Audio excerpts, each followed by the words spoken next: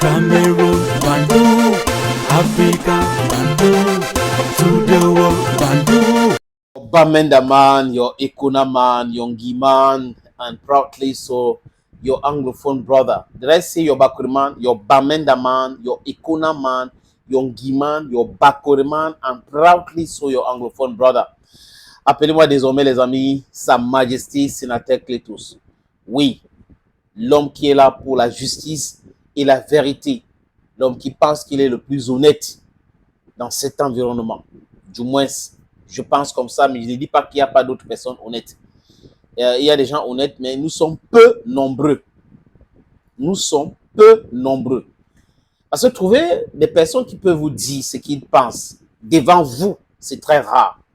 Vous êtes en train de collaborer avec quelqu'un, quelqu'un est votre boss, quelqu'un est votre responsable. Vous êtes en réunion. Au lieu de lui dire ce que vous pensez, vous dites que non, tout ce qu'il a dit, c'est correct. Alors qu'il est en train de vous emmener dans un trou, du moins par rapport à ses idées. Au lieu de lui dire ce que vous pensez, vous ne dites pas, vous allez derrière dire. Non, ça c'est la trahison, ça c'est l'hypocrisie. Et on a des hypocrites comme ça, on a des jouisseurs dans notre pays qui n'arrivent pas à dire la vérité devant leur mentor, devant leur boss, mais qui vont aller faire le Congo ça derrière. Gossip. C'est le cas de beaucoup de personnes dans ce pays. Les amis, à ce qui me concerne, parce que experience is the best teacher. Et on ne peut que apprendre à nos enfants les bonnes habitudes par rapport à notre vécu.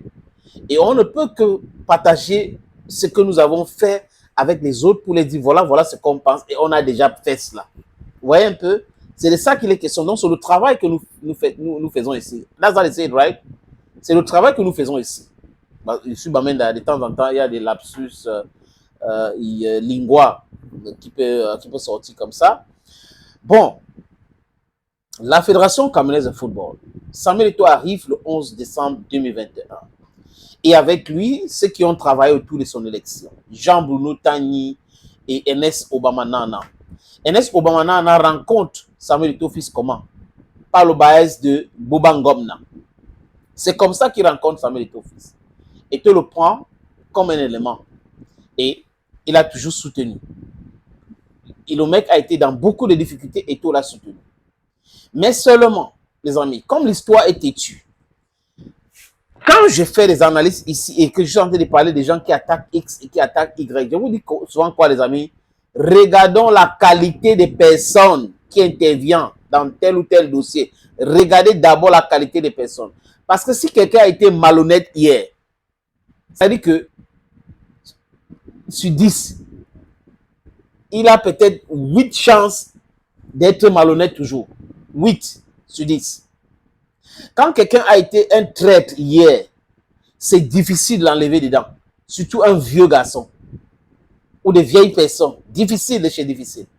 Je vous ai dit ici que regardez bien Ernest Obama. Il est parti de la chaîne. Il travaille dans une chaîne. On avait déchaussé. En pleine télévision, on a dit qu'il était un traître.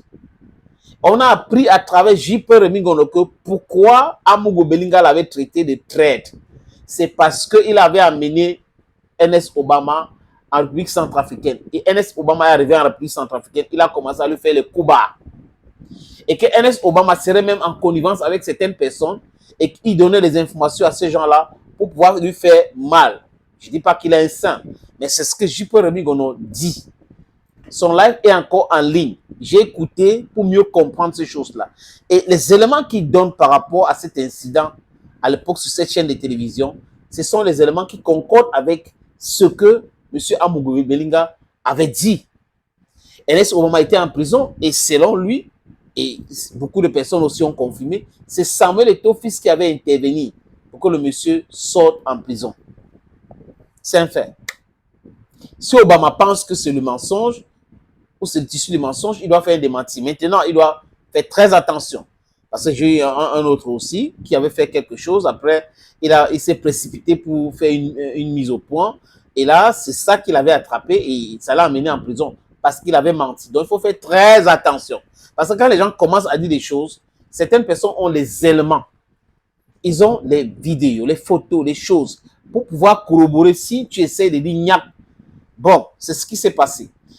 Et à Bangui et tout cela, il n'avait jamais, Obama n'a jamais démenti cette information. Il n'a jamais rien dit par rapport à cela. Et qui ne dit rien, consent. Maintenant, je demande à Obama, Ernest Nana, de répondre à J.P. Remy-Ngonon s'il pense que c'est faux. Mais comme il ne va pas répondre, les amis, mon petit doigt ici me dit qu'il y a peut-être 90% de vérité dans ce que J.P. Remy-Ngonon a dit. Je ne vais pas vous proposer ces extraits ici, mais je vous suggère d'aller sur ces différentes plateformes. Vous allez écouter attentivement ce qu'il a dit. Je vous ai proposé certains éléments ici par rapport à l'attitude de Ernest Obama. Le problème, c'est de savoir qu'il y a des gens qui pensent que quand ils travaillent avec toi et qui sont proches à toi, tu es devenu leur propriété privée. Si tu collabores avec quelqu'un d'autre, ils vont voir ça comme un affront, comme si tu es en train de les détester. Et J.P. Remy-Ngonon dit dans son live que quoi, les amis? Que Ernest Obama n'a pas reçu le salaire du mois de décembre. Pourquoi? Parce que lui ne travaille pas. On l'a envoyé à l'extrême nord et il n'est pas parti. Il est à la télévision. Et qu'il serait très en colère parce qu'on ne lui a pas donné cet argent. Et il continue en disant que les gens qui combattaient Eto'o, qui continuent de combattre Eto'o, lui aurait, une des personnes là lui aurait donné 5 millions récemment. Je répète, lui aurait donné 5 millions récemment.